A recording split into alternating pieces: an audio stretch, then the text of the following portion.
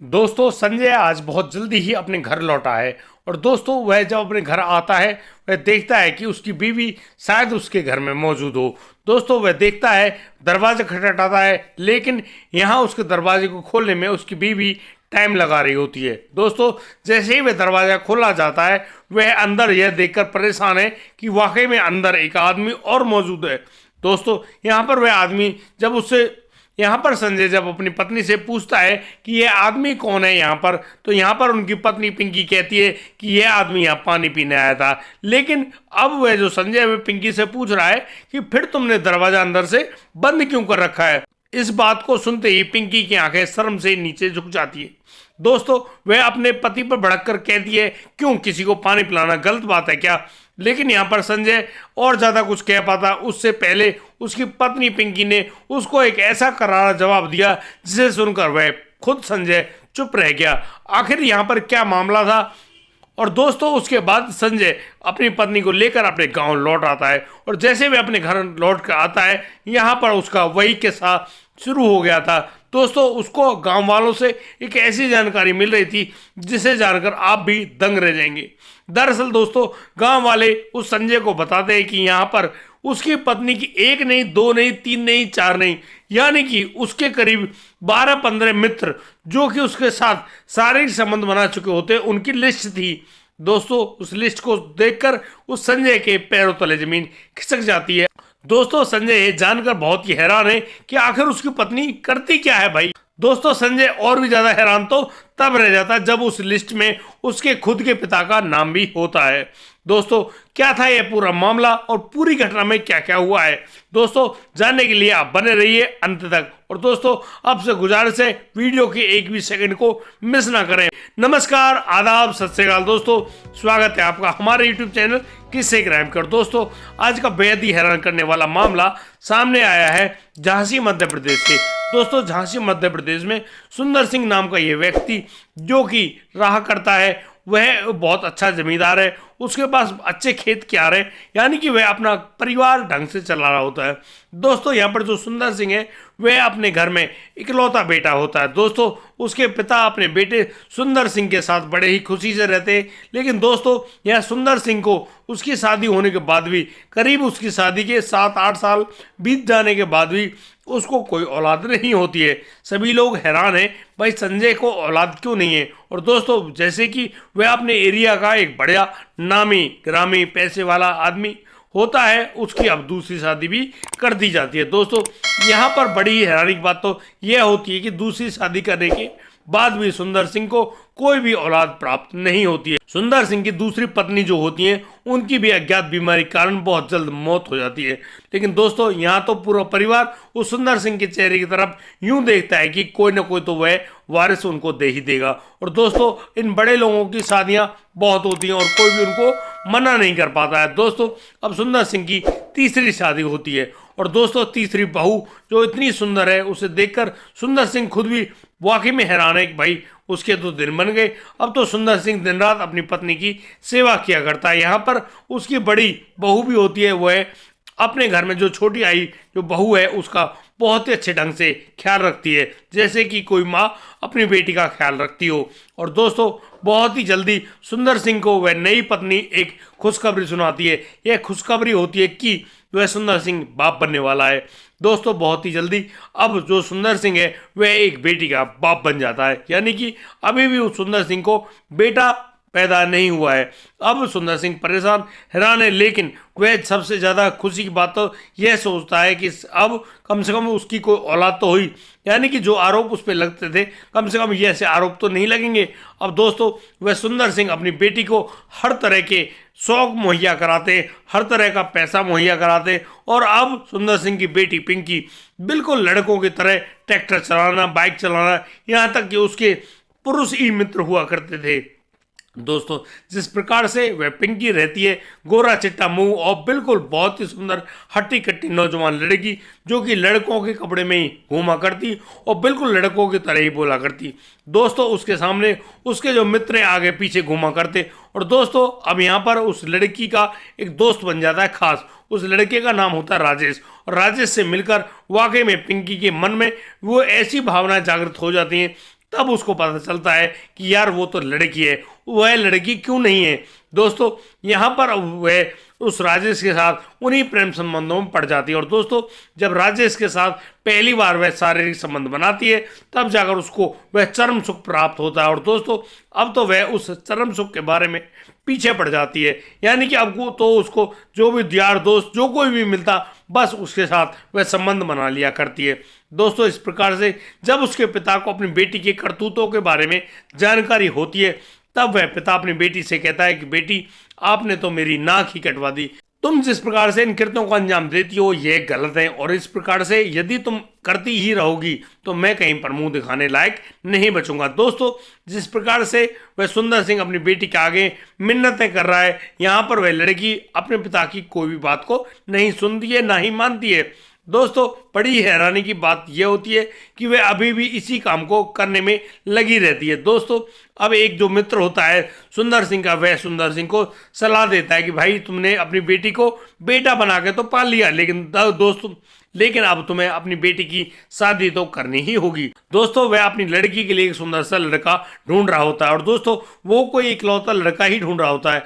अचानक उस आदमी को एक मूलचंद नाम का व्यक्ति मिल जाता है, और मूलचंद का बेटा होता है संजय, जो कि दिखने में बेहद सुंदर, बहुत ही अच्छे तरीके से रहने वाला, काफ़ी सभ्य समाज उनका काफ़ी अच्छे तरीके से रहने वाला वह संजय, जिसको पिंकी के लिए वाकई में राजी हो जाता है वह सुंदर सिंह। और दोस्तों देखते देखते अब वह पिंकी का संबंध तय कर दिया जाता है उस संजय से। दोस्तों संजय के घर में जब वह पिंकी आती है तो संजय पहली बार जब पिंकी को देखता है तो वह देखते ही रह जाता है। वह वाकई में सोच रहा होता है कि उसके घर में तो परी आई है। संजय उसके साथ बहुत ही अच्छे तरीके से रह रहा था, और दोस्तों यहाँ पर वह पिंकी भी अपने जो चरम सुख को प्राप्त कर रही होती है अपने पति संजय से, और संजय को वह बहुत ही जल्दी एक खूबसूरत बेटा भी देती है। और दोस्तों उस बेटे को पाकर जहाँ संजय बहुत ही ज़्यादा खुश है, वहीं वह मूलचंद भी खुश है कि हाँ उसका पोता भी हो गया है। दोस्तों अब यहाँ पर जो संजय है वह एक विचार कर रहा होता है कि वाकई में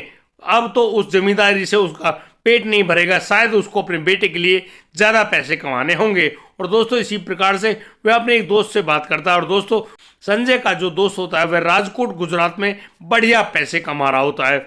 दोस्तों उससे बात करने के बाद अब संजय भी राजकोट चला जाता है और वहां पर पैसे कमा रहा होता है। संजय के जाने के बाद अब उस घर में रह जाते हैं मूलचंद, मूलचंद की बहू पिंकी और मूलचंद की पत्नी यानी कि वह कमला। दोस्तों जिस प्रकार से वह मूलचंद आदमी था जो कि एक नाड़े का ढीला पुरुष था, वह जब भी अपने खेतों पर जाता तो वहां पर कोई न कोई कांड कर दिया करता। दरअसल दोस्तों खेतों पर चारा लेने वाली वह महिलाओं के साथ गलत नियत रखता था और बस जरा सा चारा देकर उन महिलाओं के साथ गलत काम करता था। इस प्रकार से वह मूलचंद नामी ग्रामी था उस गांव में। और दोस्तों अब एक दिन मूलचंद की पत्नी कमला जब अपने मायके गई होती है तो अब मूलचंद अपनी बहू के अपने कमरे में बुलाता है और उससे कहता है कि उसके सर में बहुत तेज दर्द है। और दोस्तों जिस प्रकार से अब वह पिंकी उस कटोरी में तेल लेकर यहाँ अपने ससुर के कमरे में जाती है तो दोस्तों ये ससुर अब उस पिंकी को वहीं पर बिठा लेता है और दोस्तों बड़े ही प्यार से उसके हाथों को अपने हाथों में पकड़ते हुए कहता है, यार तुम तो बहुत ही सुंदर हो। अपने ससुर द्वारा होने वाले इस कृत्य को देखकर अब पिंकी वहां से खड़ी होने लगती है, लेकिन अब यहाँ पर वह मूलचंद कहता है कि देखो घर में ना तो तुम्हारी सास कमला है ना ही तुम्हारा पति संजय, मुझे लगता है तुम तो उस प्यार को पाने के लिए तरस गई होंगी। और दोस्तों देखते देखते वह जो मूलचंद है वह अपने बेटे की बहू पिंकी पर हावी होने लगता है। और दोस्तों जिस प्रकार से यहाँ पर एक ससुर अपनी पत्नी के साथ अपनी प्यास बुझाना चाहता है, वहीं वह देखता है कि उसकी बहू भी बहुत ही प्यासी। और दोस्तों देखते देखते उन दोनों के बीच में बड़ी ही उत्तेजना से शारीरिक संबंध बनने लगते हैं। दोस्तों जिस प्रकार से वो शारीरिक संबंध बनते हैं यानी कि एक दूसरे को बहुत ही अच्छे तरह से संतुष्ट करते हुए वो दोनों एक दूसरे से अलग होते हैं। अब तो उनको जब भी मौका मिलता एक दूसरे के साथ संबंध बना लिया करते थे। दोस्तों जब कमला अपने मायके से वापस लौट आती है, कमला यहाँ पर देखती है कि अब तो उस मूलचंद नाम के व्यक्ति जो कि उनका पति है उसके हाव भाव बदले रहते हैं और उसकी हर बात में उसकी बेटे की बहू यानी कि पिंकी का नाम ही होता है। दोस्तों एक रात कमला जब अपने बरामदे में सो रही होती है, अचानक से वह कुछ अजीब तरह की आवाजें सुनती है। वह सुनती है कि उसके जो पति यानी कि मूलचंद के कमरे से अजीब तरह की आवाजें आ रही हैं। वह गौर लगा के सुनती है, तब जाकर उसको मालूम चलता है कि ये आवाजें किसी और की नहीं उसकी बेटे की बहू पिंकी की है। और दोस्तों अब यहाँ पर कमला जब उसको देखती है तो वह बहुत ही ज़्यादा हैरान रह जाती है, क्योंकि उस कमरे में उसका पति मूलचंद यानी कि एक ससुर अपनी बहू के साथ ऐसा काम कर रहा होता है। दोस्तों यहाँ पर वह कमला बिल्कुल भी सहन नहीं कर पाती इस बात को, और बस तुरंत उसी समय उसी मौके पर खड़ी होती है और बस बहुत ही गंदी गालियां देते हुए अपने पति मूलचंद पर भड़क पड़ती हैं। दोस्तों जिस प्रकार से वह मूलचंद को गलत गलत गालियां दिया करती है, दोस्तों उसी प्रकार से अब वह मूलचंद अपनी पत्नी कमला से कह रहे हैं, कमला तुम चुप हो जाओ वरना बहुत ही बुरा होगा। और दोस्तों इस प्रकार से जब कमला अपने पति पर बहुत ही अच्छे ढंग से भड़क पड़ती है तो दोस्तों यहाँ पर वह बहू देख रही होती है अपनी सास के चेहरे को बड़ी ही गंदी निगाहों से। और दोस्तों अब यहाँ पर जो मूलचंद है वह इस पूरी मामले को सहन नहीं कर पाता है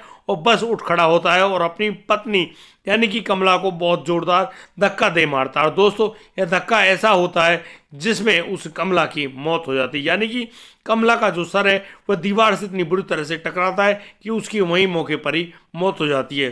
दोस्तों यहाँ पर उसके शव को उसकी खाट पर लिटा दिया जाता है उसके पति मूलचंद द्वारा। और सुबह होते ही जब कमला ढंग से नहीं जाग पाती है तो पूरे गांव को यह बता दिया जाता है कमला की यहाँ पर मौत हो गई है, शायद हार्ट अटैक से, क्योंकि रात को तो वह अच्छी भली सोई थी लेकिन वह जाग नहीं पाई है। दोस्तों इस प्रकार से उस ससुर और बहू के बीच में जब उनकी सास आती है तो उनकी सास को ऐसी दर्दनाक मौत दे दी जाती है। दोस्तों अब तो वह मूलचंद और मूलचंद की बेटी की बहू संजय की बहू यानी कि वह जो पिंकी है वो पूर्ण रूप से आ जाती है। और दोस्तों अपनी माँ की मौत की खबर के बाद अब वह संजय भी राजकोट से आ जाता है अपने गांव और यहाँ पर उसकी माँ का अंतिम संस्कार कर दिया जाता है। तो वह जो संजय है कुछ दिनों के लिए वहाँ घर पे रुकता है, लेकिन दोस्तों संजय भी बहुत ज़्यादा हैरान है कि अब उसकी पत्नी पिंकी उसको खास तवज्जो नहीं दिया करती है। दोस्तों एक रात संजय जब अपने कमरे में सो रहा होता है, अचानक उसके कानों में भी वही इसी प्रकार की आवाज़ें आती हैं। वह गौर करके देखता है कि उसकी पत्नी पिंकी उसके उस बेड पर मौजूद नहीं है। दोस्तों इस पूरी बात को जानकर अब संजय वहां से खड़ा होता है और वह सीधा देख रहा होता है कि उसकी पत्नी कहां पर गई है। दोस्तों वह जैसे उठकर आता है तो उसको अपनी पत्नी की अजीब तरह की आवाज़ें आती हुई सुनाई पड़ती हैं, वहीं उसके पिता के रूम में से। और दोस्तों जैसे ही वह संजय अपने पिता के उस कमरे में जाता है तो वह पाता है कि यहाँ जो उसके जो पिता हैं मूलचंद वो तो नीचे लेटे हुए हैं और उनके ऊपर सवार हुई पड़ी है उसकी पत्नी यानी कि पिंकी। और पिंकी जो कि बिना किसी कपड़े के उसके ऊपर मौजूद है और उन दोनों के बीच में शारीरिक संबंध कायम हो रहे हैं। इस पूरे मामले को देख रहा होता है वह संजय, और संजय यहाँ पर बहुत ज़्यादा तेज गुस्से में बढ़ जाता है और अब संजय अपनी पत्नी यानी कि पिंकी पर भड़कते हुए कहता है कि तुम तो बहुत ही बदचलन और तो शायद तुमने कुछ खतरनाक घटनाक्रम जरूर आजमाया होगा, कहीं ऐसा तो नहीं कि मेरी माँ ने भी तुमको ऐसे देख लिया हो और तुम लोगों ने मेरी माँ को भी जान से मार दिया हो। दोस्तों इस बात को सुनकर अब मूलचंद जो कि संजय का पिता होता है वह हंसने लगता है और दोस्तों वह कहने लगता है कि हाँ तेरी माँ ने भी हमको देख लिया था और फिर तुम जानते हो ना उसके साथ क्या असर हुआ। लेकिन दोस्तों यहाँ पर मूलचंद यह बात भूल गया था कि वह जो संजय है ना कि कमला, यानी कि वह एक महिला नहीं है, वह एक पुरुष है और वह भी जवान लड़का। दोस्तों संजय इस बात को बिल्कुल भी सहन नहीं कर पाता है और वह बस वहीं पर रखी हुई एक लाठी को उठा लेता है और दोस्तों संजय उस लाठी को लेकर अपने पिता के ऊपर हमला कर देता है। और दोस्तों अब यहाँ पर मूलचंद भी खड़ा हो जाता है और अब बाप बेटों के बीच में वह जंग होने लगती है। लेकिन जहाँ एक तरफ संजय के हाथ में लाठी जैसा हथियार था वह उस लाठी को अपने पिता मूलचंद के सर में दे मारता है और दोस्तों जैसे ही मूलचंद के सर में वह लाठी लगती है मूलचंद अपना सर पकड़कर वहीं नीचे बैठ जाता है और दोस्तों देखते देखते वह ऐसे लुढ़क जाता है जैसे उसके शरीर में जान ही ना हो। और दोस्तों अब यहाँ पर उस आदमी यानी कि मूलचंद की मौत हो चुकी थी, उसका सर फट गया था और वहां पर चारों तरफ खून ही खून था।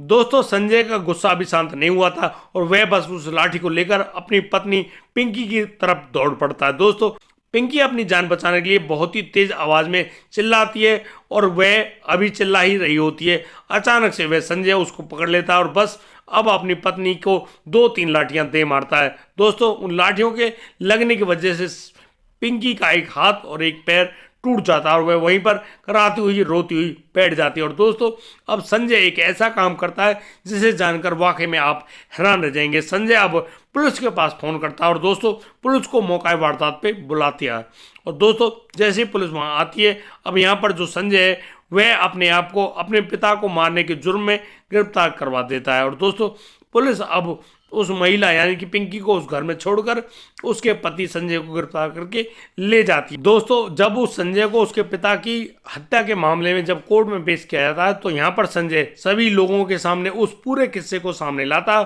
और बताता है कि एक सुंदर महिला किस प्रकार से आपके पूरे परिवार को बर्बाद कर सकती है। शायद आप लोग यह बात नहीं जानते। वह अपनी पत्नी की तरफ इशारा करते हुए कहता है कि देखो, ये जो महिला आप देख पा रहे हो, यह उसकी अपनी पत्नी पिंकी है। और दोस्तों, इस पिंकी की सुंदरता की वजह से आज उसके घर में उसकी माँ और अब उसका पिता भी इस दुनिया में नहीं रहा, यानी कि अब यह महिला अकेली उस घर में रह लेगी। और दोस्तों, इस प्रकार से वह जो संजय है वह जेल जाना पसंद करता है और वह कोर्ट के आगे कहता है, जज साहब के आगे कहता है कि हाँ साहब, उसको जेल के अंदर भेज दीजिए। दोस्तों, इस पूरे घटनाक्रम को सुनाने का उद्देश्य ये नहीं कि आप लोगों को दुखी या परेशान किया जाए, लेकिन दोस्तों हमारा उद्देश्य सिर्फ इतना ही है कि सुंदरता कभी भी आपकी सगी नहीं हो सकती। जहां आजकल लोग अपनी सुंदरता को दिखाने के रूप में बहुत सारे प्रयास किया करते हैं, वहीं दोस्तों मैं आपको बता दूं कि एक सुंदरता आपकी जानलेवा भी हो सकती है। दोस्तों, अच्छे संस्कार हमेशा इंसान के लिए काम आते हैं, लेकिन जहां एक और बड़ा चढ़ा ये लाड़ प्यार है, ये किसी भी इंसान की ज़िंदगी को बर्बाद कर देता है। जैसे कि उस सुंदर सिंह की जो लाड़ प्यार था उस बेटी पिंकी पर, और उसी लाड़ प्यार ने उस लड़की पिंकी को बर्बाद कर दिया। ना तो उसके घर में प्यार करने वाला उसका पति रहा, ना ही उसके सास ससुर रहे। दोस्तों, आप इस वीडियो के बारे में, इस पूरी कहानी के बारे में क्या कहना चाहते हैं? आप लोग हमें अपनी राय कमेंट देकर अवश्य बताएं। और दोस्तों, हमारी इस वीडियो को लाइक, कमेंट, शेयर और सब्सक्राइब करना बिल्कुल ना भूलें। आज के लिए सिर्फ इतना ही। अब दीजिए मुझे इजाज़त। मिलता हूँ कल, लाता हूँ एक और नया संजीव मामला। तब तक के लिए आप बढ़िया रहें, बेहतरीन रहें, अपना और अपने परिवार का बखूबी ख्याल रखते रहें। जय हिंद, जय भारत।